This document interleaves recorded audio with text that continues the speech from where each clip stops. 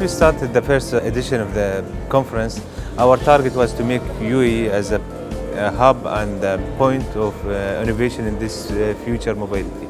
So our main aim is to support the strategy of UAE, the National Agenda 2021, of having a sustainable environment, sustainable cities, smart governments, plus reaching our goal, which is announced by His Highness Sheikh Mohammed bin Rashid Al Maktoum, of having around 25% of vehicles in UAE by 2021 green and self-driving.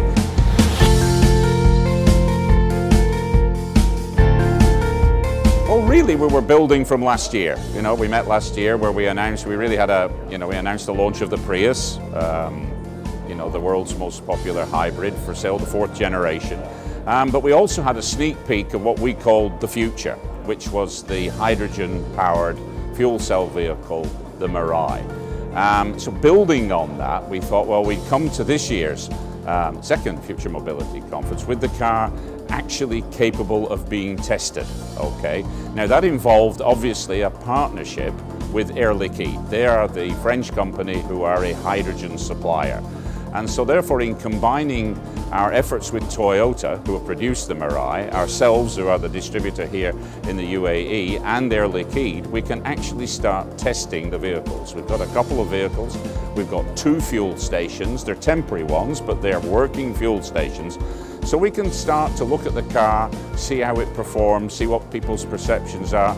But, you know, let them see them driving in this pretty, you know, tough environment with the heat and the dust and the environment that we live in. You know, it's definitely a task on your hands to test the car for suitability to the market.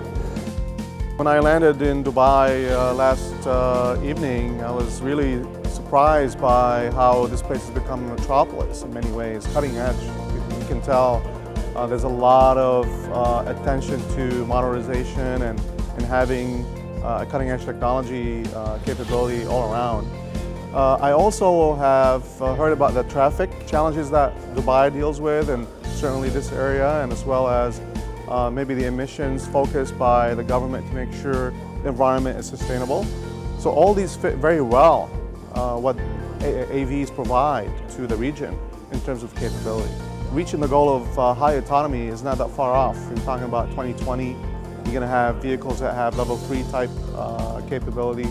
And ultimately, the huge leap is going to be the fully autonomous vehicle, where we think is going to be the most benefit. You know, when traffic congestion, fuel economy, emission, safety, all those things will come together in benefiting society with the technology of the fully autonomous. Well, Audi is heading towards level 3 systems, means we're heading for automated systems that work on a highway. First of them will be in traffic jam up to 60 km/h, where the driver can really hand over responsibility to the car and do something else than driving. This is the rise of comfort we will address in the next years. So the main role of the TRA, the Telecommunication Regulatory Authority of the UAE, the enabler of such technology inside the country.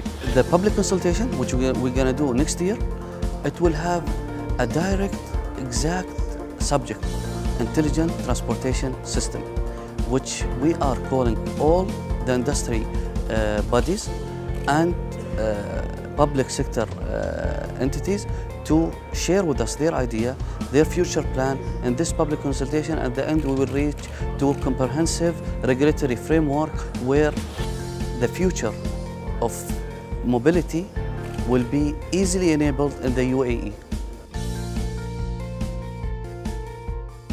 A lot of people who would normally not notice a small company like ours, you know, we have no cars with our brand on it. You cannot find us unless we are at conferences like this. And especially here where we have all the automotive OEMs, we have all the government officials together. It's extremely time efficient to meeting people here. And the trail of this will be around 2 months of meetings afterwards. So the 2 days actually leads to a lot of activity on our part. And will lead to the action of the next 2 years. But of course, we'll be back next year. Well, for us, this is one of the leading conferences in the region. And what is very important is also to coming to Dubai, presenting our ideas, but also learning from the others. I can tell you I'm in the innovation business for 10 years, but when I come here and I see all of the latest technologies, discussions with the vehicle manufacturers, discussions with the Dubai authorities, I get inspired still about the future. Yeah, I think the UAE's got great potential. Very large adopters of technology here. You know, government that's quite proactive in their vision and what they want to achieve here, which is a great start and a good platform to look at. You know, the climate is something I've been always interested in when I come here, because you get some very extreme heat conditions and things that will need to be worked through. So there's markets in the US and Europe and Asia that I think will have quicker applications just because of better environment conditions. But it's not to say that UAE has great potential, I think, for autonomous and connected vehicles in the near future. We are the first and we are the fastest country in adopting new technology. The government is supporting innovation. The government allocated a big budget for innovation and supporting any activities towards that. That's why there is a lot of interest in having, you know, those innovation announced in UAE. We have a great number of speakers, very experienced people presenting, and that is a good sign for us that we did a good job in the first round of the conference, and I think we have a good future for that conference also.